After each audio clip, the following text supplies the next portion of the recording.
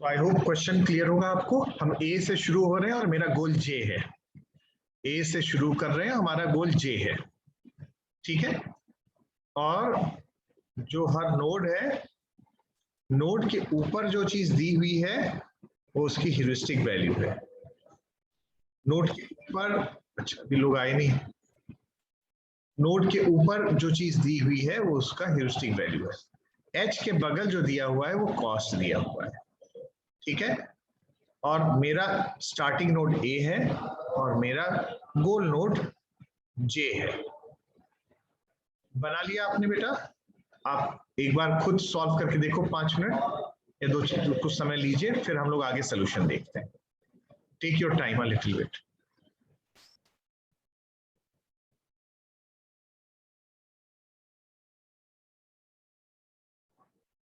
शुरुआत वैसे कर देते हैं, थोड़ा सा आपको आइडिया लग जाएगा।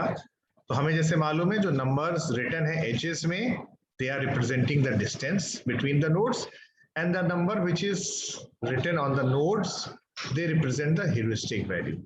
नोड हम ए से शुरू कर रहे हैं, तो ए को देखें, अगर ए के चिल्ड्रन क्या है, बी एंड एफ। ए के चिल्ड्रन क्या है, वो है बी एंड एफ। और बी में देखें तो बी, ए से बी तक का जो कॉस्ट है वो आ रहा है 6, और बी की जो ह्यूरिस्टिक वैल्यू है वो है 8। सिमिलरली एफ का कॉस्ट 3 और एफ की ह्यूरिस्टिक वैल्यू 6। तो अब दोनों केस में हम यहाँ पे कैलकुलेट करते हैं।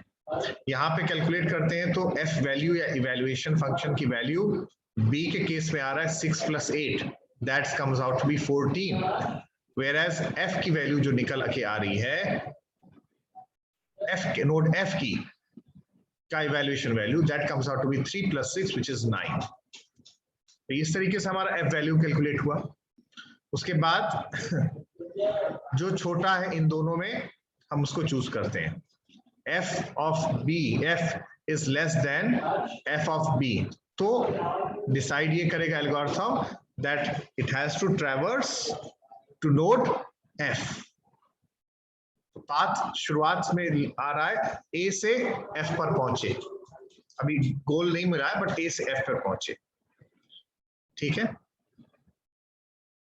इसके बाद क्या होगा, f के क्या क्या चाइल्ड्स हैं एक बार देख लेते हैं। मुझे ऊपर जाना पड़ा, स्क्रॉल ऊपर करना पड़ा, बट आपने आई होप डायग्राम बना लिया होगा। G और H, तो मैं चाहूंगा आप बताइए G और H की F वैल्यू कितनी है। पहले G की बताइए।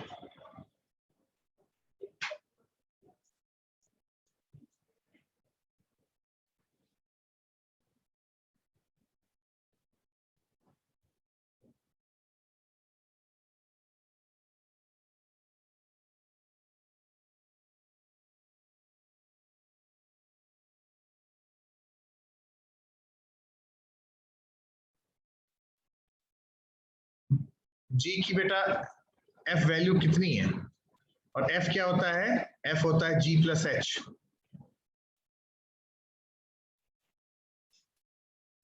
इवैल्यूएशन फंक्शन की वैल्यू G की, नोड G की कितनी है। सूरज, आदेश। 6 सर, F से जब I पे आएंगे सर 6 होगा।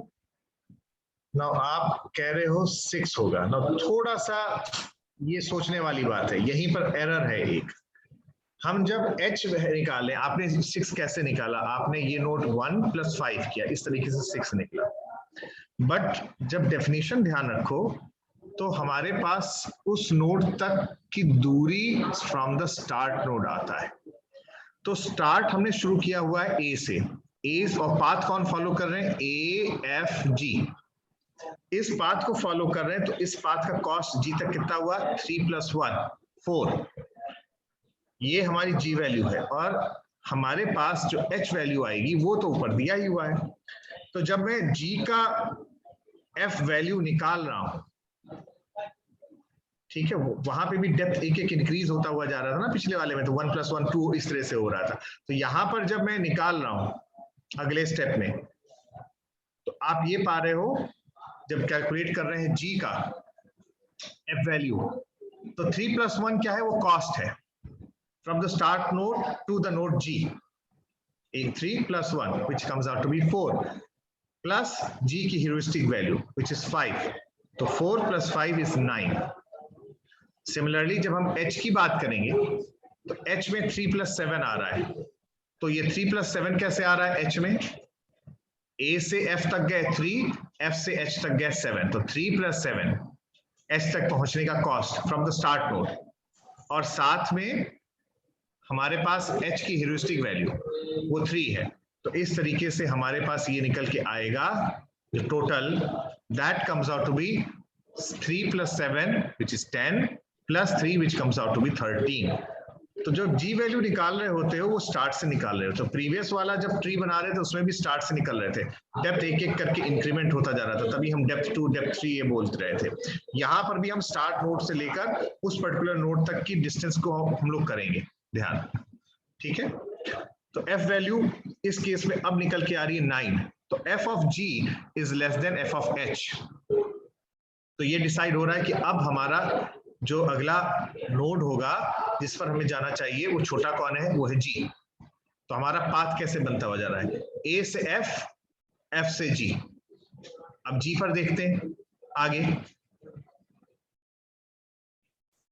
तो g से हमारे पास एक ही ऑप्शन है, एक ही चाइल्ड बन रहा है, वो है i, ठीक है। अगले स्टेप में आते हैं, तो i is a reachable node from g, इसकी हम f वैल्यू कैलकुलेट करते हैं, तो f वैल्यू इसकी 8 आ रही है। 8 कैसे आ रही है, 3 प्लस 1 4 प्लस 3 7, ये तीनों कॉस्ट जोड़ के आ रहा है cost from the start node to i which is 7 plus i की ह्यूरिस्टिक वैल्यू, i की ह्यूरिस्टिक वैल्यू 1 है 8, ठीक है। तो f of i that comes out to be 8, ये हमारे पास 8 आया। तो अब हम फिर i पे जाते हैं, तो मेरा जो पाथ है वो निकल के आ रहा है a से f, f से g और g से i, ठीक है।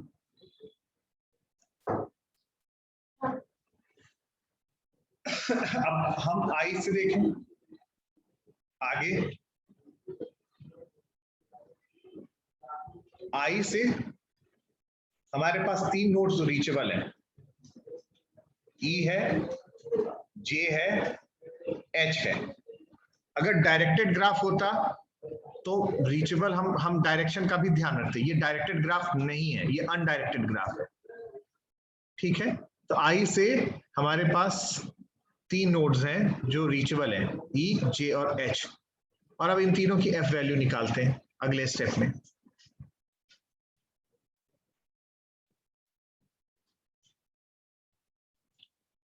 और जब हम तीनों की F वैल्यू निकाल रहे हैं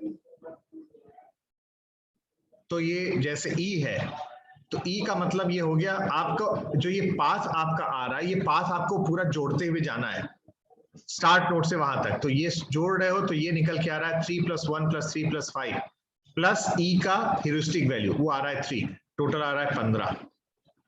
इसी तरीके से H की ह्यूरिस्टिक वैल्यू 3 है और पाथ का जो कॉस्ट लग रहा है वो ये आ रहा है 3 प्लस 1 प्लस 3 प्लस 2, टोटल आ रहा है 12। इसी तरह J की निकालें F वैल्यू तो वो आ रही है 10, ठीक है। तो तीनों का हमारे पास ये निकला और इसमें हम पाए कि J हमारा लीस्ट है और हम नोड J पर पहुंचे, और जब हम नोड J पे पहुंचे यही हमारा A स्टार एल्गोरिथम को ट्रैवर्स करते हुए हमारा फाइनल पाथ ये बन के आ रहा है, ये हमारा सोल्यूशन, ठीक है। क्लियर हुआ बेटा ये क्वेश्चन?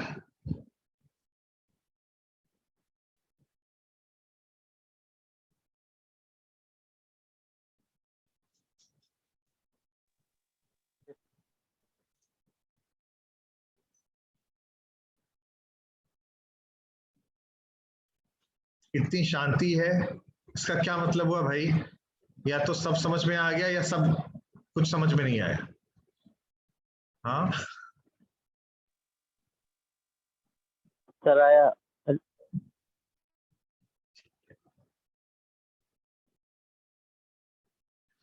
ठीक है, तो मैं आज अगला टॉपिक नहीं शुरू करना चाह रहा हूं क्योंकि अब हमारे पास हार्डली 3-4 मिनट रह गए। But I hope A star algorithm आपको अब क्लियर हुआ होगा। Yes sir. ठीक है, और हम लोग लगभग यूनिट 2 का आधा भी खत्म करने की सिचुएशन में आ रहे हैं, और आई होप ट्यूटोरियल शीट 1 मैं अब मोस्ट प्रॉब्ली कल देखूंगा, किसी का पेंडिंग नहीं होना चाहिए, कंप्लीट सबका हो गया होगा। और हम लोग का अगला क्लास अब I think it's on Tuesday. Till then अगर अभी कुछ आपको अभी पास जो 2-3 मिनट है, किसी को कुछ पूछना है तो बताएं, नहीं तो फिर हम अगर इसको लिखना है या क्या करना है बताएं। हाँ कोमल बताओ बेटा, तुम कुछ कह रहे हो। सर वो मुझे ना दूसरा जो क्विज होंगी हम लोगों की सर, न्यूमेरिकल जो पेपर है सर उनकी कुछ ऑप्शनल ना रखे सर, क्योंकि सर लास्ट एग्जाम में थोड़ी सी प्रॉब्लम हो जाती है हम लोगों को सर।